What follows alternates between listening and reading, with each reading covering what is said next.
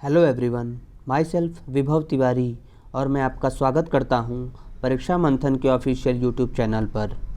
Friends, आज से हम लोग फेनरो गेम्स पढ़ेंगे। फेनरो गेम्स के अंतर्गत मेनली जिम्नोस्पर्म और एंजियोस्पर्म का अध्ययन किया जाता है।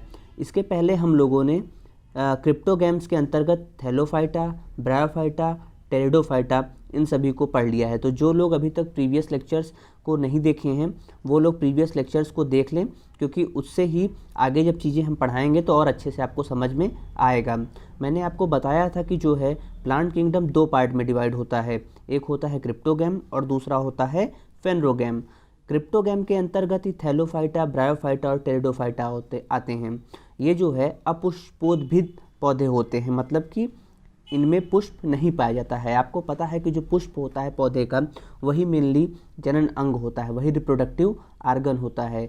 लेकिन जो क्रिप्टो गेम्स होते हैं ये अपुष्पोद्भिद पौधे होते हैं, ठीक है। और थैलोफाइटा के अंतर्गत हम लोगों ने शैवाल का अध्ययन कर लिया था, कवक और जीवाणु, इन सभी के बारे में एग्ज़ाम के दृष्टिकोण से जितने भी क्वेश्चंस बन सकते हैं वो सभी आपको बता दिए गए हैं।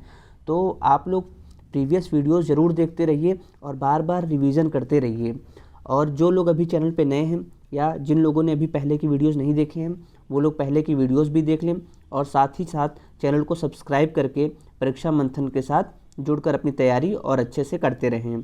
तो आज का जो हमारा टॉपिक है वो है जिम्नोस्पर्म और एंजियोस्पर्म।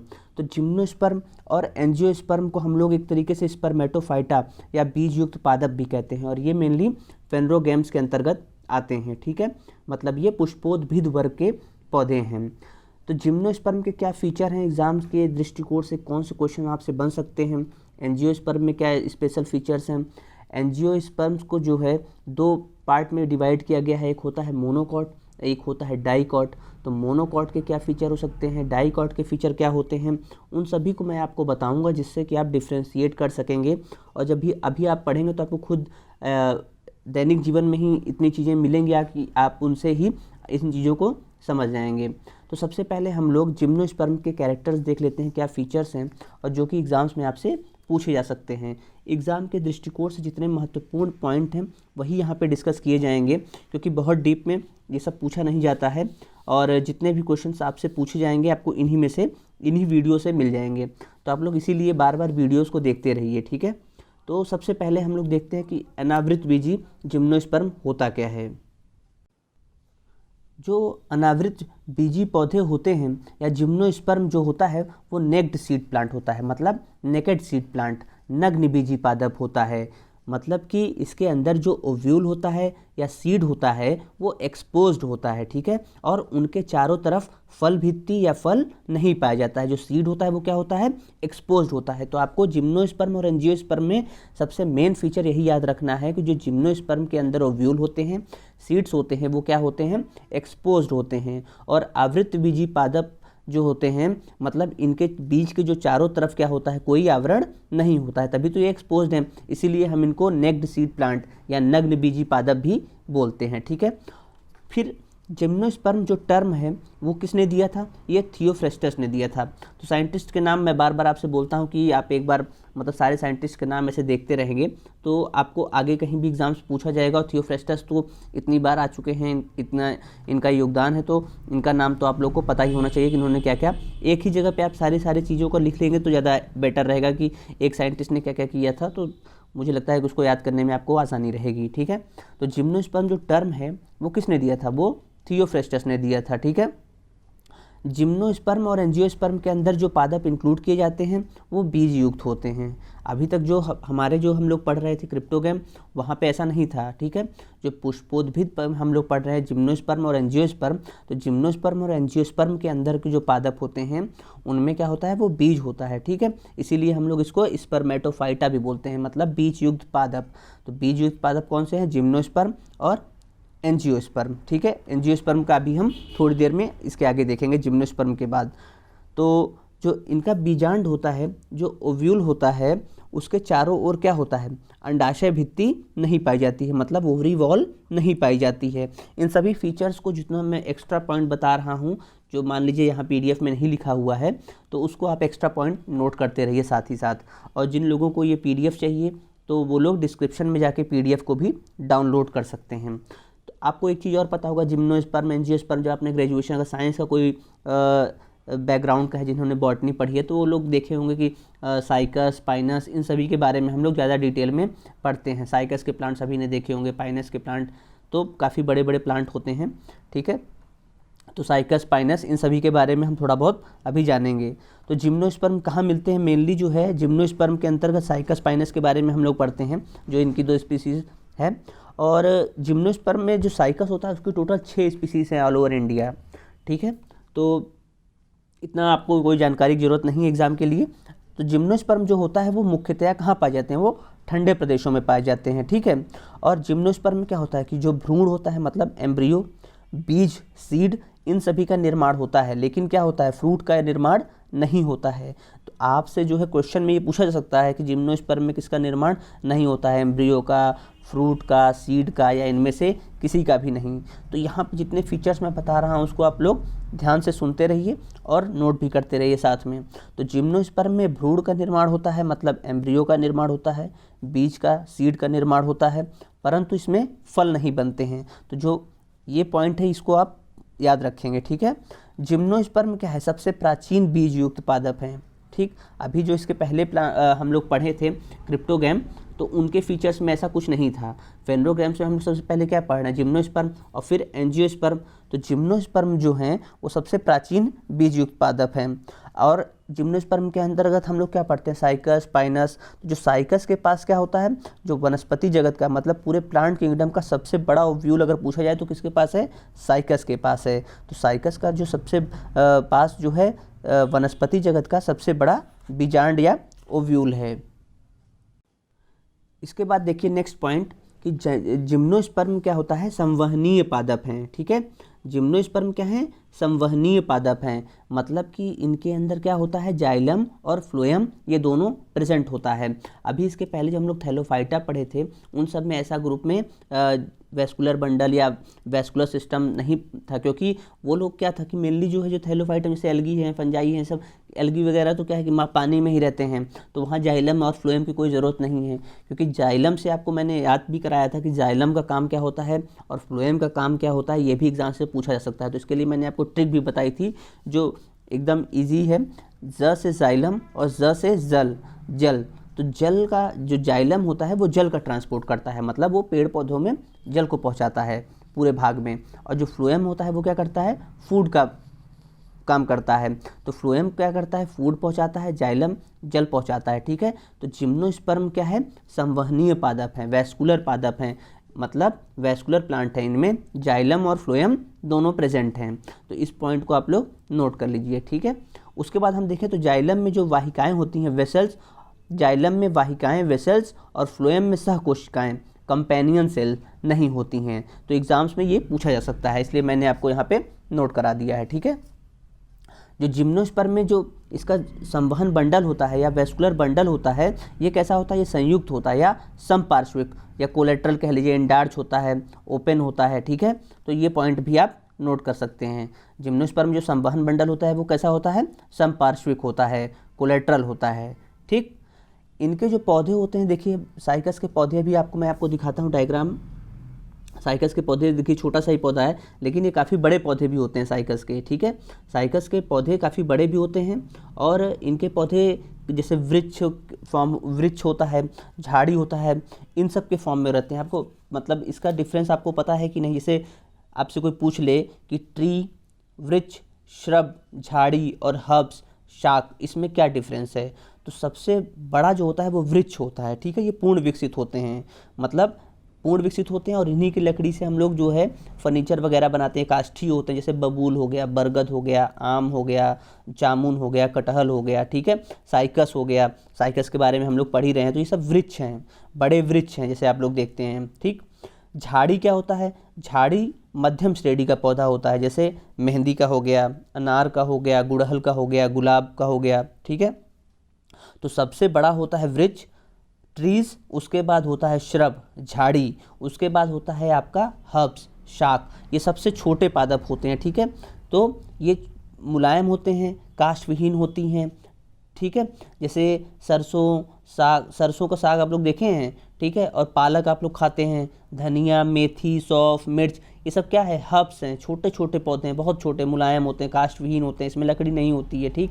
तो सबसे बड़ा होता है ट्री, फिर श्रब, फिर हर्ब्स। कहीं कहीं ये क्वेश्चन पूछा जा सकता है आपसे कि इन तीनों में डिफरेंस क्या है, या इसे आप श्रब और हर्ब्स में जो है कंफ्यूज हो सकते हैं। तो इसको आप लोग या तो जितना मैंने बताया है उसको नोट कर लीजिए, या आप लोग इसको अपने से भी पढ़ेंगे तो आपको पता चल जाएगा, ठीक है।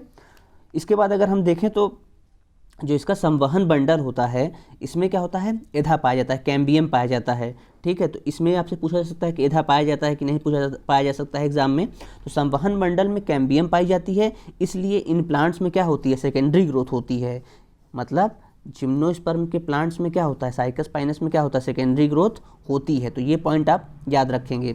और इनके पौधे जो होते हैं काफ़ी बड़े होते हैं, मतलब ये कैसे होते हैं, काष्ठीय होते हैं, वुडी होते हैं, इन्हीं से आप लोग फर्नीचर, अभी जब हम इकोनॉमिक इंपॉर्टेंस देखेंगे जिम्नोस्पर्म का, तो वहाँ पे हम लोग देखेंगे कि इनके पौधों से, इनके वृक्ष से क्या क्या बनाया जा सकता है, ठीक है। और ऑर्नामेंटल प्लांट्स भी ये हैं, घर के बाहर लगाते हैं लोग, तो अच्छा लगता है देखने में, ठीक है।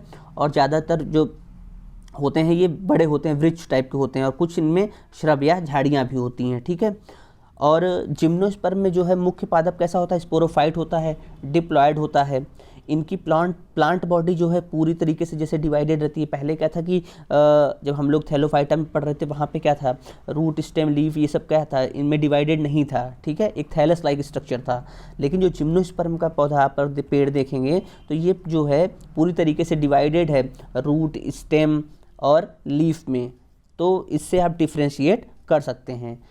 जो जिम्नोस्पर्म के पौधे होते हैं, पेड़ होते हैं, ये क्या होते हैं, ये मरुद्भिद होते हैं, जीरोफिटिक होते हैं। क्यों? क्योंकि ये देखिए मेनली जो ये जिम्नोस्पर्म के पौधे होते हैं, पेड़ होते हैं, ये कहाँ पाए जाते हैं, ये पहाड़ों के ढलानों और ठंडे क्षेत्रों में होते हैं, पाए जाते हैं। तो इसलिए क्या होता है कि वहाँ पे पानी की कमी होती है, तो पानी की कमी वाले पादप भी इसलिए इनको बोलते हैं, मतलब जीरोफिटिक प्लांट भी इनको बोला जाता है। इसके बाद हम लोग इकोनॉमिक इम्पोर्टेंस ऑफ जिम्नोस्पर्म देखेंगे, ठीक है। और जिनको साइकस और पाइनस की सभी स्पीसीज़ देखनी है वो इलाहाबाद यूनिवर्सिटी के बॉटनी डिपार्टमेंट में जाके देख सकते हैं।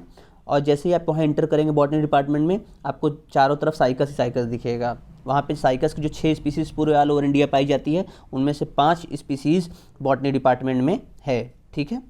और मुझे लगता है तैयारी वालों को इतना ज़्यादा डीप में नहीं पूछा जाएगा। जितने स्पेशल फीचर्स हैं जो एग्ज़ाम्स में पूछे जा सकते हैं, मैंने उन सभी को कवर कर दिया है, एक भी पॉइंट नहीं छूटा है। तो मुझे नहीं लगता है कि इससे ज़्यादा पूछा जा सकता है कहीं से भी, ठीक है। और अब हम लोग देखेंगे कि जो इकोनॉमिक इम्पोर्टेंस है जिम्नोस्पर्म का वो क्या है। तो जो सजावटी पौधे होते हैं, जैसे आप लोग साइकस का पौधा देखेंगे, साइकस देखिए, कई लोगों के घरों में आपने देखा होगा ये साइकस का पौधा, ठीक है। तो इसको ऑर्नामेंटल प्लांट के रूप में भी यूज़ किया जाता है। किसको? साइकस हो गया, पाइनस हो गया, ओरोकेरिया हो गया, थूजा हो गया, टेक्सस हो गया, ये सभी क्या है, ऑर्नामेंटल प्लांट है, घर के बाहर लोग लगाते हैं, देखने में अच्छा लगता है, सजावटी पौधे हैं। तो ये भी एक इसका इम्पॉर्टेंट है, ठीक है। फिर अगर हम भोज्य पदार्थों के लिए देखें तो साइकस के जो है, साइकस का जो पौधा होता है, इसके तनों से क्या होता है, मंड निकालते हैं। और मंड से जो क्या बनता है, साबूदाना, जो साबूदाना हम लोग खाते हैं वो यहीं से बनता है, ठीक है। इसीलिए इसको हम लोग क्या बोलते हैं, सागो पाम भी कहते हैं। और जो साइकस होता है, जिंकगो होता है, इसके बीज को भी भूनकर खाया जाता है। फिर हम अगर पेपर इंडस्ट्री की बात करें, कागज़ उद्योग की बात करें, तो नेटम और पाइसिया से क्या होता है, कागज़ बनाया जाता है, ठीक है। तो जिम्नोस्पर्म में नेटम, ZNETUM, और पाइसिया से क्या बनाया जाता है, कागज़ बनाया जाता है। तो जितने भी इसके इकोनॉमिक इंपॉर्टेंस हैं वो सभी मैं आपको नोट करा रहा हूँ। इसके अलावा जितने भी इंपॉर्टेंट हैं आप सभी उनको पेन पेपर लेके नोट कर लें, ठीक है। फिर काष्ठ उद्योग में देखिए, सबसे आपको मैंने भी बता रहा था कि जो साइकस और पाइनस के पेड़ होते हैं काफ़ी बड़े बड़े होते हैं। जैसे पाइनस हो गया, सिड्रस हो गया, एबीज हो गया, सिकोया हो गया, इनकी लकड़ी से क्या होता है, इनकी लकड़ी से फर्नीचर बनाया जाता है, जैसे दरवाज़ा, खिड़की, ये सब इन्हीं की लकड़ियों से बनाया जाता है। जो जूनीपेरस होता है, जूनीपेरस से पेंसिल, पटरी, ये सब बनाया जाता है। जूनीपेरस जो होता है जिम्नोस्पर्म प्लांट, उससे पेंसिल, पटरी बनाया जाता है, ठीक है। थूजा से क्या बनाया जाता है, टेलीफोन और बिजली के खंभे बनाए जाते हैं। पाइनस जो है, जैसे दिया सलाई होती है, माचिस की जो तीली होती है वो किससे बनती है, वो पाइनस से बनती है। तो इन सभी को आप नोट कर लीजिए। इसके बाद अगर हम दवाइयों में देखें कि जिम्नोस्पर्म प्लांट का क्या यूज़ है, तो टेक्सस से जो है टेक्सॉल बनता है, ठीक है। तो टेक्सॉल कहाँ यूज़ होता है, वो कैंसर में यूज़ होता है। इसी तरह एफेड्रा से क्या बनता है, एफेड्रिन बनता है, जो कि श्वसन संबंधी विकार में यूज होता है।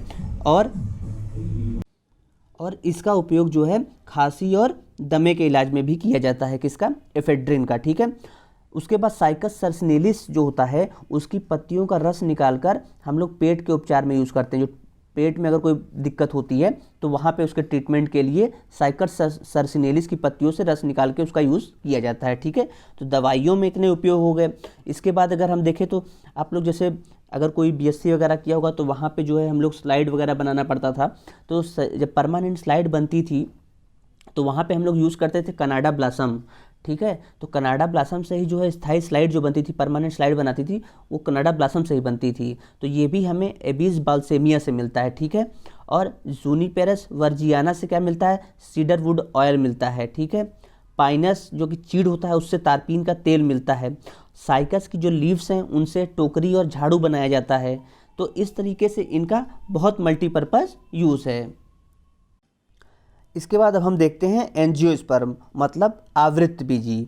तो एंजियोस्पर्म और जिम्नोस्पर्म ये दोनों किसको मिला के आते हैं, ये स्पर्मेटोफाइटा के अंतर्गत आते हैं, मतलब ये बीज युक्त पादप हैं। तो हमने जिम्नोस्पर्म के बारे में जितने फीचर्स बताए हैं वो एग्ज़ाम की दृष्टि से सभी इंपॉर्टेंट हैं और उससे ज़्यादा आपसे एग्ज़ाम्स में नहीं पूछा जाएगा। और मैंने कुछ ज़्यादा ही बताया है कि अगर एक दो स्टेप आगे बढ़ा के भी पूछ लें तो आप उसको कर ले जाएँ, इतना डीप में तो नहीं ही जाएंगे, ठीक है। आवृत्तबीजी एंजियोस्पर्म को अगर हम देखें तो इनको हम लोग क्या बोलते हैं, फ्लावरिंग प्लांट्स बोलते हैं, पुष्पीय पादप कहते हैं, ठीक है।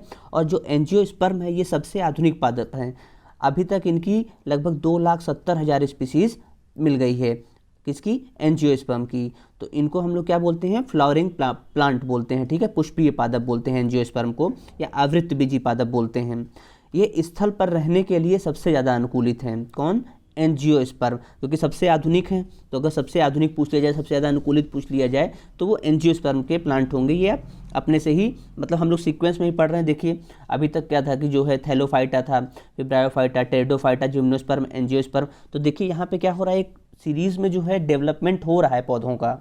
हम लोग इस समय प्लांट किंगडम पढ़ रहे हैं तो यहाँ देखिए सीक्वेंस में इन सभी का डेवलपमेंट हो रहा है। पहले रूट, स्टेम, लीव ये सभी डिवाइडेड नहीं थे, फिर ये हुआ, फिर इसमें हम लोग संवहन बंडल, जाइलम, वेसल्स देखे, सब आया, बड़े बड़े ट्रीज़। तो इन सभी के फीचर्स में देखिए एक सीक्वेंस में जो है डेवलपमेंट होता चला जा रहा है। तो इसीलिए हम लोग एंजियोस्पर्म को सबसे आधुनिक पादप भी बोलते हैं, ठीक है। एंजियोस्पर्म जो है वो सीड बियरिंग प्लांट होते हैं। मैंने पहले ही बताया आपको जब जिम्नोस्पर्म बता रहा था, बीज युक्त पादप हैं। इनकी जो प्लांट बॉडी होती है वो स्पोरोफाइट होती है, मतलब बीजाणुद्भिद होती है, ठीक है। ये डिप्लॉयड होती है। इनमें जो है रूट मतलब जड़, स्टेम और लीव्स ये क्या रहते हैं, डिफ्रेंशिएटेड रहते हैं, विभेदित रहते हैं, मतलब इनको आप डिफ्रेंशिएट कर सकते हैं, ठीक है। इसके बाद अगर हम देखें तो एंजियोस्पर्म के पौधों में देखिए क्या होता है, बीज जो है कहाँ होता है, फल के अंदर होता है, ठीक है। सभी जितने भी एंजियोस्पर्म के आप पौधे देखेंगे उनमें जीवन की किसी न किसी अवस्था में आप देखेंगे उसमें पुष्प जरूर होगा, ठीक है।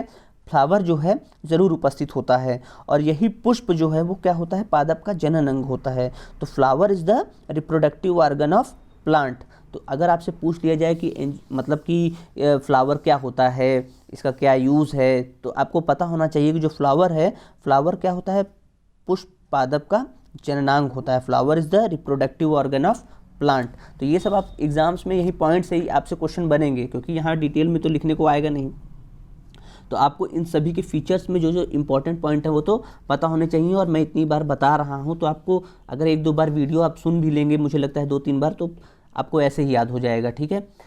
इनमें सीड जो है वो फ्रूट के भीतर पाया जाता है, मतलब सीड इनक्लोज्ड बाय फ्रूट्स, ये मैंने आपको भी बता दिया, ठीक है।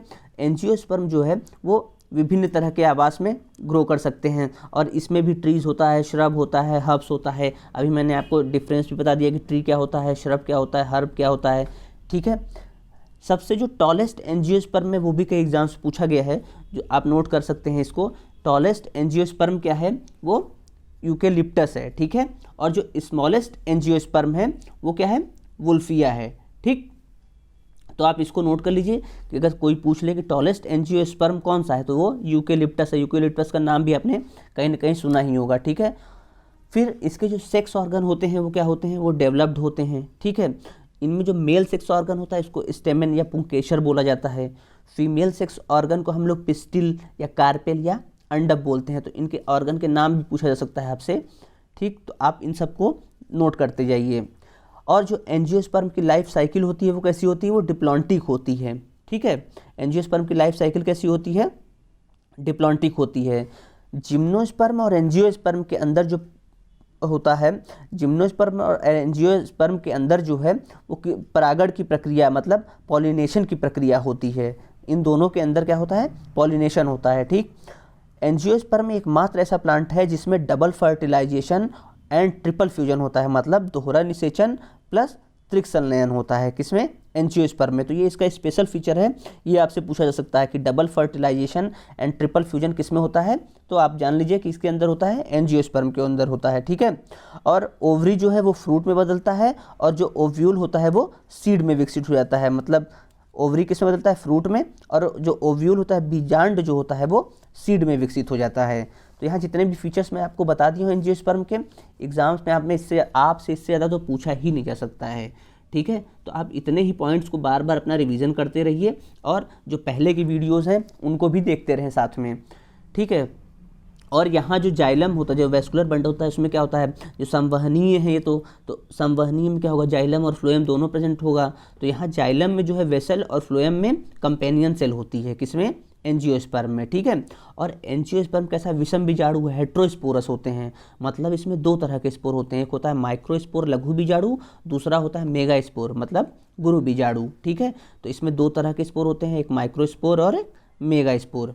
इसके बाद अगर हम देखें तो आवृत्तबीजी पौधों को जो है, जो आवृत्तबीजी हम लोग पढ़ रहे हैं एंजियोस्पर्म, तो आवृत्तबीजी पौधों को जो है दो भागों में विभाजित किया गया है।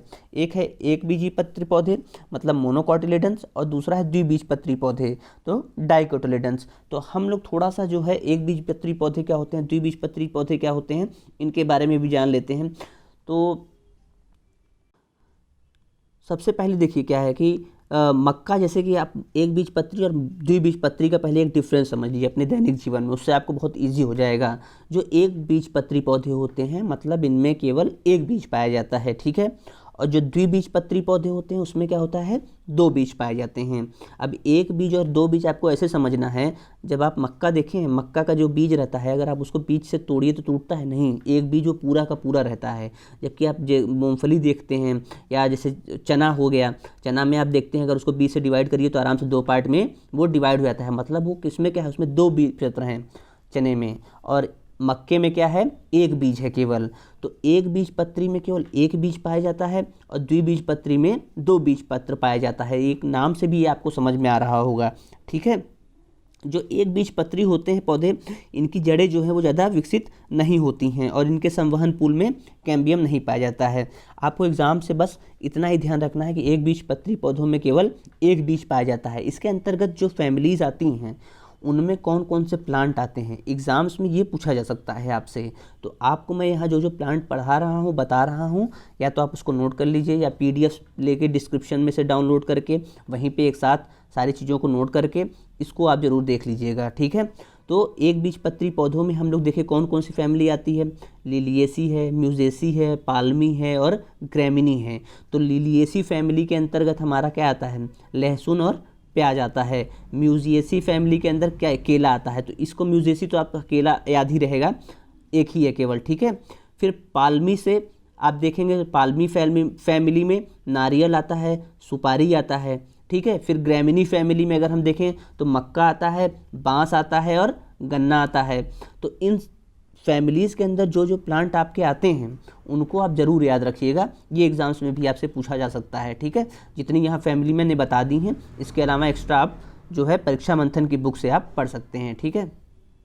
इसके बाद हम देखें द्विबीजपत्री पौधे। तो मैंने अभी आपको एग्जाम्पल देके बताया है कि जिनके अंदर क्या होता है, दो बीज पाए जाएँ, इनके अंदर क्या होता है, दो बीज पत्र पाए जाते हैं, ठीक है। और इनके जो संवहन पूल होता है उसमें कैम्बियम पाया जाता है। तो ये भी एक डिफरेंस आप याद रखिएगा, जो मोनोकोटिलिडन्स हैं उनमें कैम्बियम नहीं पाया जाता है और डाइकोटिलिडन्स में क्या होता है, कैम्बियम पाया जाता है। जब कैम्बियम पाया जाएगा तो इसमें क्या होगा, द्वितीयक वृद्धि भी पाई जाती है। तो एग्जाम में ये भी पूछा गया था कि डाइकोटिलिडन्स प्लांट्स में द्वितीयक वृद्धि पाई जाती है या नहीं, तो इसको आप लोग नोट कर लिए, यूपी पीसीएस में पूछा गया था। तो इसमें द्वितीयक वृद्धि जो है वो पाई जाती है। अब इसके अंतर्गत देखिए जितनी फैमिलीज़ हैं उन सभी फैमिलीज़ के अंतर्गत जो जो चीज़ें आती हैं, जो जो प्लांट्स आते हैं, उन सभी के बारे में आपको पता होना चाहिए। तो मैं एक बार आपको यहाँ पे बता देता हूँ और आप इसको प्रैक्टिस से अपने दिमाग में किसी तरीके से आप इसको नोट करके अच्छे से 1-2 बार देख लेंगे तो आपके एग्जाम्स में वो क्वेश्चन गलत नहीं होगा, ठीक है। तो क्रूसीफेरी फैमिली के अंतर्गत देखें तो मूली और सलजम आता है। मालवेसी फैमिली के अंतर्गत कपास और भिंडी आता है। लेग्यूमिनेस फैमिली के अंदर बबूल और इमली आते हैं। कंपोजिटी फैमिली के अंतर्गत सूरजमुखी और कुसुम आते हैं। रूथेसी फैमिली के अंतर्गत नींबू और संतरा आते हैं। और कुकुरबिटेसी फैमिली के अंतर्गत तरबूज, लौकी, परवल आते हैं, ठीक। इसके अलावा भी 1-2 फैमिली और मैं बता देता हूँ आपको, जैसे रोजेसी है, ठीक है। रोजेसी के अंतर्गत आपका जो सेब होता है, बादाम होता है, नाशपाती होता है, ये सब आता है, ठीक है। मिट्रेसी फैमिली होता है, उसके अंतर्गत अमरूद आता है, ये यूकेलिप्टस आता है, अभी यूकेलिप्टस के बारे में मैंने आपको बताया कि टॉलेस्ट एंजियोस्पर्म, ठीक है। जामुन आता है, मेहंदी आता है। फिर अम्बलीफेरी एक होता है फैमिली, उसमें धनिया आता है, जीरा, सौंफ, गाजर आता है, ठीक है। सोलोनेसी एक फैमिली होती है, उसके अंतर्गत आलू, मिर्च, बैगन, टमाटर, ये सब चीज़ें आती हैं। तो आपको इनके अंतर्गत फैमिली का नाम पता होना चाहिए, उसके अंतर्गत जो भी प्लांट्स आते हैं आप उनको याद कर लें, ठीक है। 1-2 बार प्रैक्टिस करेंगे तो याद हो जाएगा, बहुत टफ नहीं है, या आप कोई ट्रिक बना के भी याद कर सकते हैं, ठीक है। इसके बाद देखिए मोनोकॉट और डाइकॉट में क्या डिफरेंस होता है, ये एक बार आप अगर डायग्राम से देख लेंगे तो ज़्यादा क्लियर हो जाएगा। तो मोनोकॉट में देखिए आप क्या है, 1 कॉटिलिडन, ठीक है, 1 बीजपत्री। डाइकॉट में देखिए क्या है, 2 कॉटिलिडन्स, मतलब 2 पार्ट में डिवाइड हो जाता है। इसका जो रूट का देखिए स्ट्रक्चर क्या है, रूट भी डिफरेंट है। मोनोकॉट में देखिए फाइब्रस रूट्स होते हैं, ठीक है, इसमें टैप रूट्स होते हैं।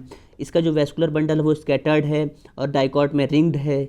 इसकी लीफ अगर देखें तो लीफ में भी डिफरेंस है। मोनोकॉट की जो लीफ होती है वो पैरेलल वेन्स होती है और डाइकॉट की जो लीफ होती है वो नेट लाइक वेन्स होती है। फिर अगर फ्लावर्स को अगर देखें तो इसके जो है फ्लावर्स किसमें मल्टीपल ऑफ 3 के फ्लावर में होते हैं और ये यहाँ पे 4 या 5 होते हैं।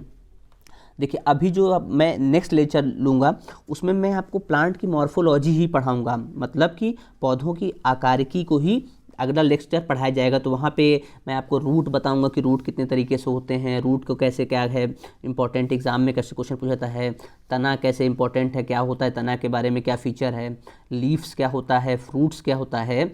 जब अभी इसके बाद हम आपको मॉर्फोलॉजी ही, इसके बाद नेक्स्ट जो वीडियो होगा हमारा वो मॉर्फोलॉजी का ही होगा प्लांट का, तो उसमें सारी चीज़ें ये मैं आपको बताऊंगा डिफरेंस, क्योंकि एग्ज़ाम्स में थोड़ा सा मॉर्फोलॉजी से भी एक आध क्वेश्चन बन जाते हैं कभी कभी, तो उसको पढ़ाना भी ज़रूरी है, ठीक है।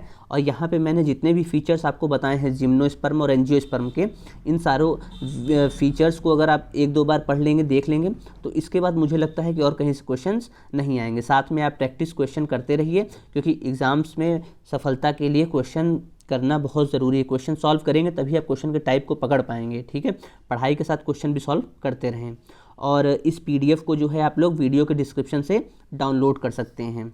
और तब तक के लिए thank you, all the best.